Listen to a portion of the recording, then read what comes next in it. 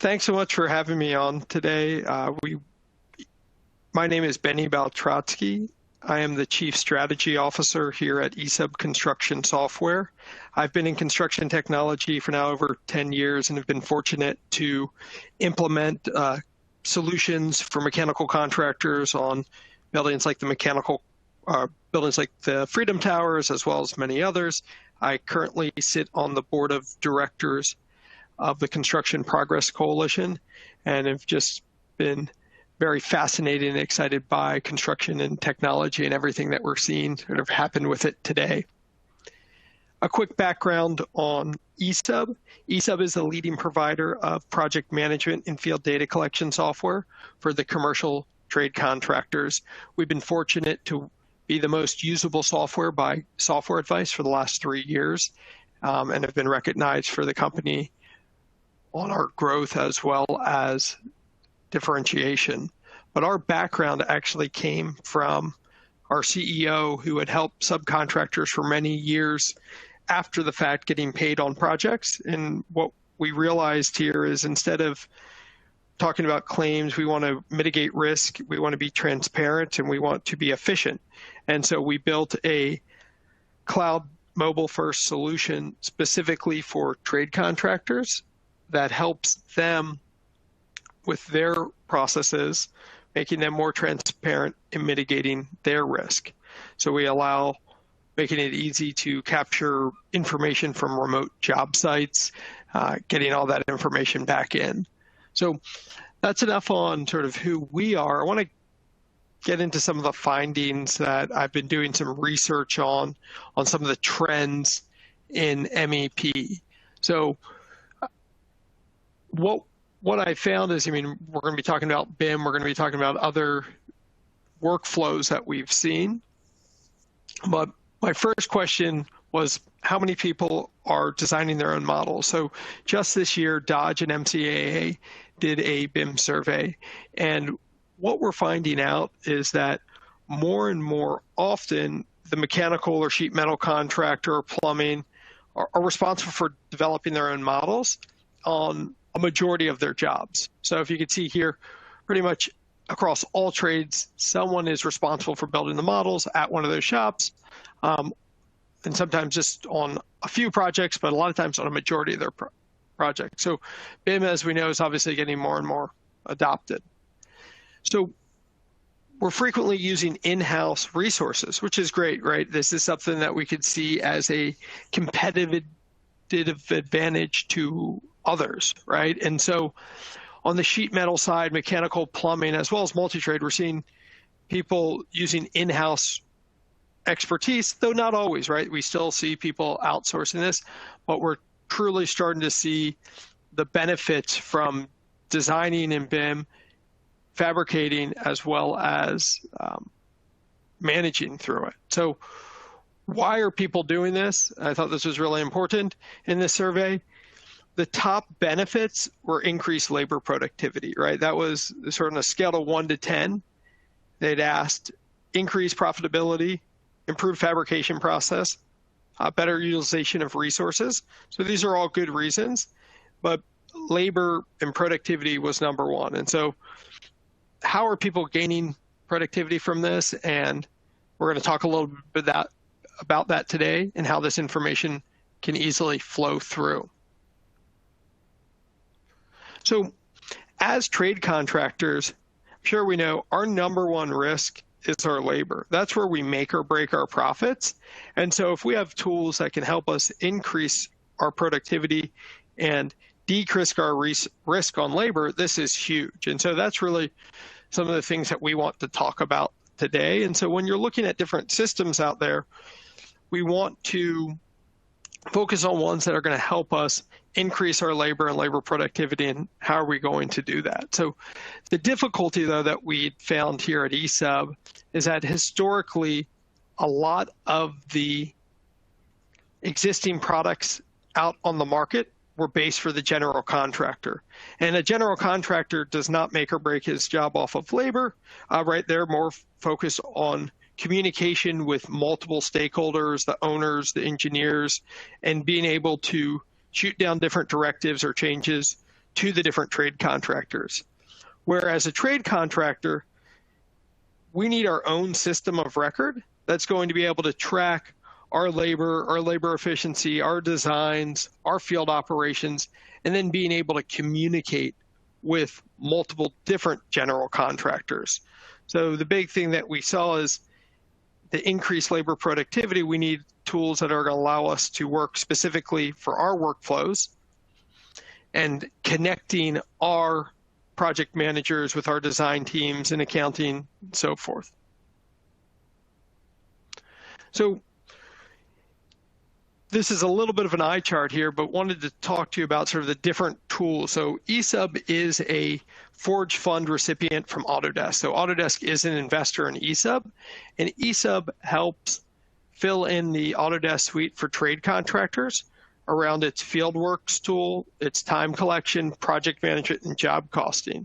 As we know, there's a whole set of tools that they have around build and cost for the general contractors, and that's where sort of great collaborative tools, where Esub is focused specifically for the trade contractor market. And we're going to go through some of these workflows today on how we're going to move from design through docs and review, through communication, all the way through accounting.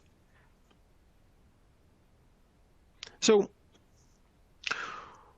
with what we found is companies are still working in silos. So we know people are doing more designs themselves. They're starting to use BIM on projects. They're starting to use more tools and software tools on these projects, but information is not always flowing or flowing seamlessly. So this information could be information from estimating to design, design to operations, which we're going to focus a lot on today, operations to accounting, and back. So a lot of times these are very manual handoffs, and we're losing lots of rich information between each one of these silos, and also between the field and the office once that goes back. So today our focus is going to be more around the design side and how we can help link those with your operations without losing data. Too often what's happening is we're making these wonderful models with all this detail on the design side for fabrication, or even not for fabrication, just designing them for construction, and then we end up moving them to the field in a PDF without that information, and information doesn't always make it to the field in a timely manner. So we're not building off the most current information, or we're not getting information back. The other side of that is once we're in the field and we're tracking, we don't always get that information. That happens. Changes are happening quickly in the field. And if we don't have an easy way to get that information back into operations and design and operations and accounting, how do we know those changes occurred? And so these are the silos that we're seeing happen. And then from there, from an operations, if something did change and there's a cost impact to it, how does that change order make it from your operational team to your accounting team? How does that information get back from accounting to operations once that change order has been approved, or once actual costs have gone through? And so these are the silos that we're seeing throughout our organizations. And I'm sure this is familiar to a lot of the people that are on this webinar that see in their organization. We're seeing this happen more and more.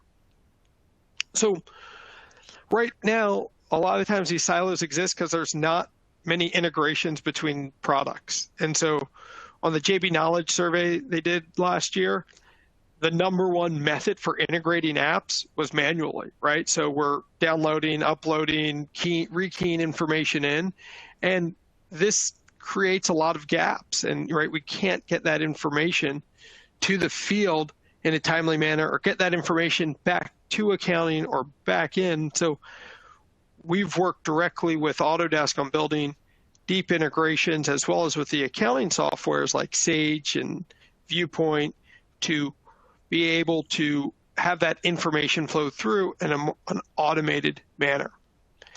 And on the design side, we know it could cost us a lot of time and money. So on the McClaney curve, I'm sure a lot of you guys have seen this before, but I think it's very important when we're talking about why this is so important. So to the left-hand side, you can see at the beginning during that planning phase, the ability to change is very high, though it's very easy to do, and the cost of change is very low.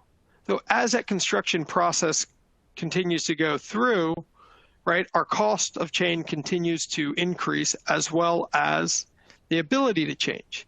So unfortunately, what happens too often is, and it's not something that we're self-inflicting, is there's design changes that come from above, and we have to make these changes. Though the earlier we can do this during the planning and design and get this information out before it's building and operating, the better we're going to be. Because, right, if we're already in the operational phase, I mean, we're now talking rework, or even in the building phase, we could be talking rework. Though the difficulty is the frequency of changes is happening typically right when we're kicking off a job. So we know these problems are out there. So how do we use the tools to make sure this information is flowing through seamlessly? So these were some crazy stats when we were doing some research and looking that 30% of all work performed is actually rework. So, and 70% of rework is design induced. And I'm not saying that it's poor design from our own teams. These could be owner design changes, GC changes, internal changes, right? But there's a lot of this stuff going on. And as we saw earlier, if we can't get that information out to the right people or addressed in a timely manner, it becomes more and more costly to our organization. And when you look at the cost in the US, $4.2 billion of rework was caused by poor document control. So how do we get this information flowing? How do we move this rich information through? And that's what we've been focused on with Autodesk and the Construction Cloud to bring you guys. And this is coming from a lot of the findings. We launched our first integration with BIM 360 Docs about 2 years ago now. And so it's been in the marketplace, and we've been watching sort of how design-driven contractors are using Esub, BIM 360, as well as their accounting tools, and wanted to sort of show you that workflow as partners helping the trade contractors. So when we look at a subcontractor workflow, at a very high level, right? We typically we're designing, we're estimating, we have specific tools either in ME or in CAD or Revit and estimating tools. That information is going to flow into construction for documentation, your submittals, your RFIs. Those estimates are going to flow into Esub so you can track how your labor and cost is doing against it from the field. And that information is going to push back into accounting on that transactional data that we're doing. And we're also going to be able to read information back from accounting for actual cost. So this is the 30,000-foot view of where we fit. And we're going to walk through this today in a sort of 5-step workflow that I've seen. So we're going to talk from publishing, from CAD, Revit, or just upload into your BIM 360 docs, how then those plans and models and files are immediately available in Esub and BIM 360. And what we're seeing is the majority of our design-driven contractors are using BIM 360 docs for reviews and internal approvals. We're then going to show you how you can track all your submittals, your RFIs, your change orders in Esub, and link that information back to the drawings and models in BIM 360 for the field. We're going to then show you how we're going to track all the information in the field to get your labor productivity, because that's really where we're going to make our break, as we talked about earlier. That's one of our largest profit protections in Esub. And how then lastly, that information flows back and forth between accounting. So going from, great, we got this great design, how do we get it out for review? How do we get those submittals going?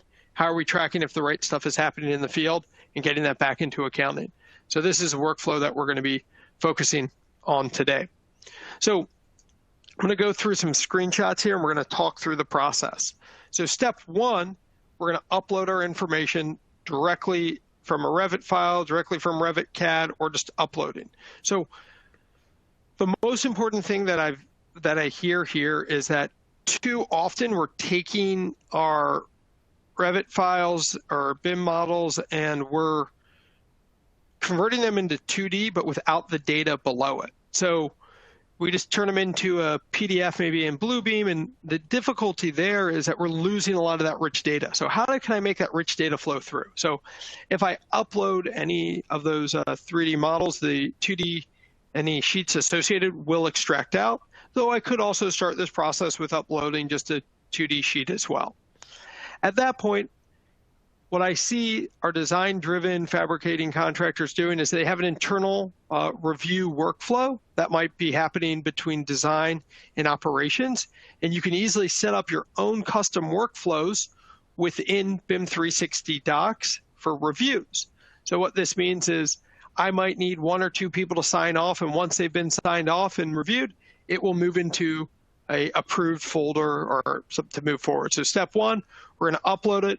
We're going to keep all that rich data from the model in there. So for example here, this is just a screenshot, but when I uploaded a model, I could not only see the 2D, I could see 3D, and since we had all that rich element data, it could tell me immediately what was added, what was removed, what was modified on these different changes. So when I had a new version, things like that, again, this stuff is just data before we, in a typical 2D workflow, we just lose. So being able to set those internal reviews, and immediately all that information is available in the field via BIM 360 and Esub. So that's getting those reviews approved, all the information, the models, the plans are there. So now let's talk about how Esub ties into that information. So within Esub, you can pull from any of those sheets, any of those plans or models and markups to be backup documentation for your RFIs, let's say change order submittals, really any document within Esub. So within Esub, I can select from BIM 360 any of those sheets, markups, any of those files that I might have to send along for formal documentation. So right here, let's say I've gone ahead, I've created my RFI, I want to attach this backup documentation, all that information's there. It's going to staple everything together and send it out to my general contractor, no matter what system they're using. And then we'll be able to see all of those responses back in Esub. So now we've gone ahead, we've done our internal reviews. Let's talk about a submittal. It's been submitted, and at this point, it's now been approved. So those approved information or any Esub file is synced and pushed back to BIM 360. So in this case, these are my approved submittals. So we want to make it really simple for the field to only see what they need to see. So the great thing within Esub and BIM 360, you can set permissions to be able to control access. So not everyone's seeing everything, but we're just a big believer in making it simple for the field. So what you then can do is any of those documents, say your RFIs, your submittals, those specs that have now come back approved, you're actually going to be able to pin that Esub file right in BIM 360 docs to the specific 2D or 3D drawing to be able to track it.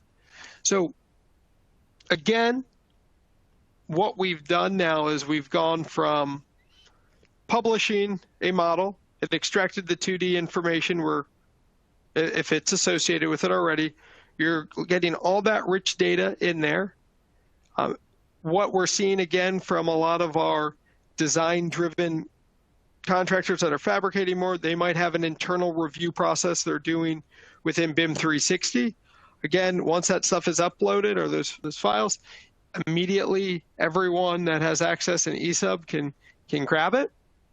And from there, we can then start doing our documentation with our submittals for approval, and then the RFIs, change orders, things like that, and tie that information right back into the field. So it's nice.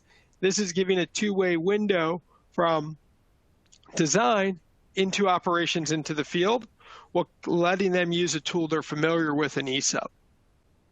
So what we're working on is streamlining that process around requests for information, and so being able to track information back and forth, being able to look across these at a corporate level, as well as in all of our documentation, having the legalese that's necessary to protect trade contractors.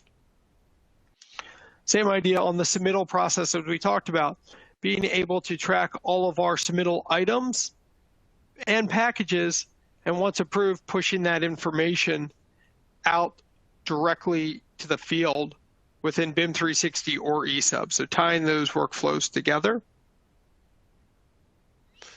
As well as on the change order process. I mean, I think one of the things, and there's other processes, but the change orders themselves are just so important because all of these changes that are arriving, design driven or field initiated, a lot of times don't ever make it back.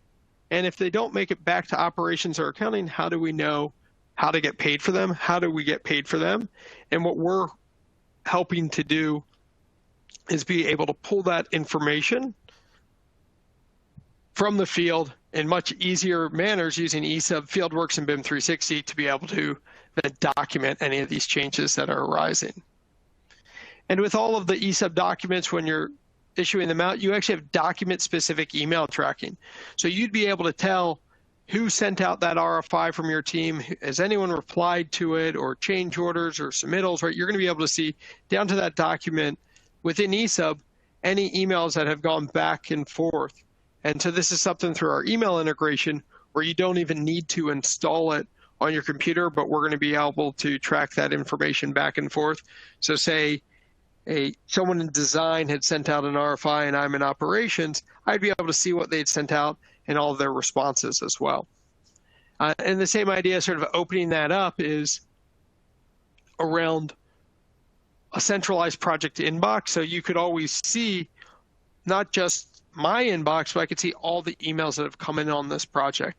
And the reason why this is important, it's too often when we're publishing this information or we're getting it out to the field doesn't always have the most up-to-date information. It could sometimes take days, weeks, for them to get the right information, or they just don't know that these questions have been asked.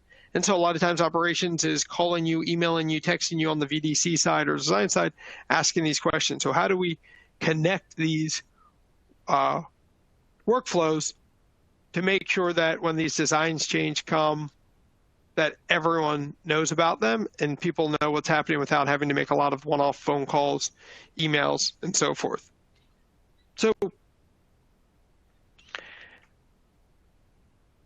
my next question I have to see from the people on the webinar today was, do you guys currently use a mobile tool to track labor productivity? I just was curious to see, we'll put up a poll here for a minute, because a lot of this stuff that we've been talking about, and I know this is a long string to attach, has been, okay, getting from the design side to operations to the field, but then how do we know if we're being productive or not? And so, I was curious to see if people are today using some type of solution to track that information from the field. So we'll just leave this up. I'm just going to throw in there, we'll leave this up for a few seconds and then we'll head back into the demo. All right, and back to you. Thank you. So what we've typically found is that, and what we're seeing is about the same, about 50% of the market is using something, though some people still have really good processes for it. This is one thing that, as we know, as trade contractors, is where we really can make or break our job. So Esub has built a highly flexible time solution that allows you to track time in many different ways. So you could do punch in, punch out at the individual level. So from a laborer, you could hang a kiosk from an iPad or an Android tablet and have them punch in or out. Though what we see a lot of people doing is using the Esub field report, because you already should do your daily field report daily, to actually have it generate individual time cards for each of the employees. So all three solutions could be used in one company, or you could just pick the ones that are right for you. But what we found is sometimes people might be doing, let's say, test and balancing, they're moving around in a truck, and they want those people to self-report their time. Well, then on the larger jobs, I always have a foreman. And the things that we're finding is that allowing people to be able to track not just hours, but units and lost hours is very important. Understanding what's happening in the field, and it needs to be in a very simple manner, and it needs to be able to mimic a work breakdown structure if you're already using a work breakdown structure so in your business. So once that information has come in from estimating, so this could just be imported where directly from estimating or accounting what you're supposed to be doing on that job, this is in essence how we're going to be tracking productivity. So you don't have to go to this detail, but I want to give an example of work breakdown structure and how we're tracking then productivity against it.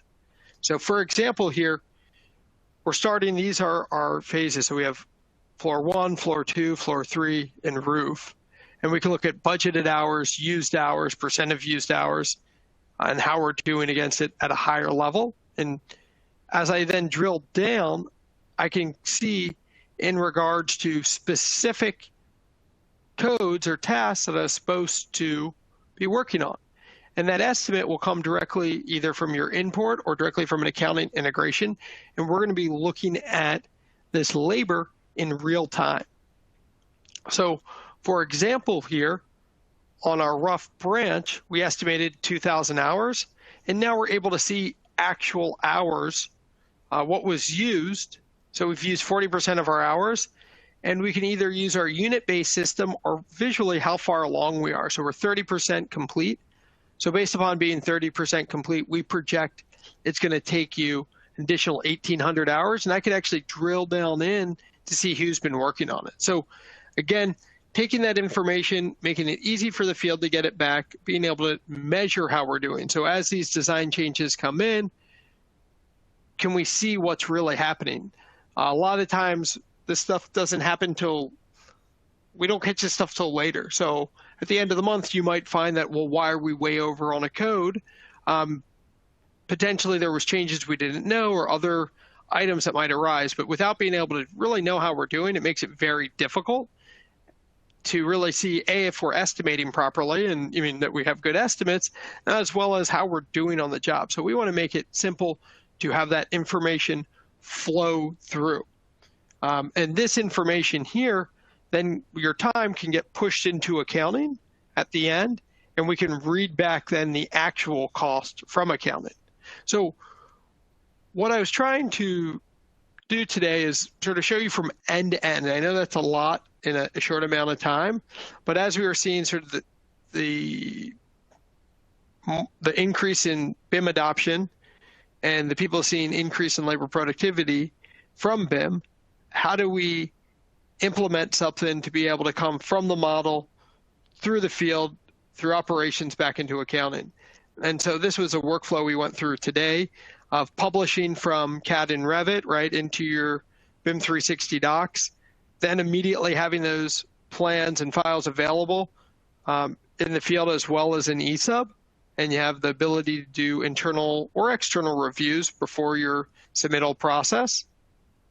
From there, you're able to track all your documents in Esub with those BIM 360 files and link any of those files directly back to BIM 360, any of those Esub files, and then how you're going to be able to effectively track your labor and labor productivity in Esub and track that information between operations and accounting.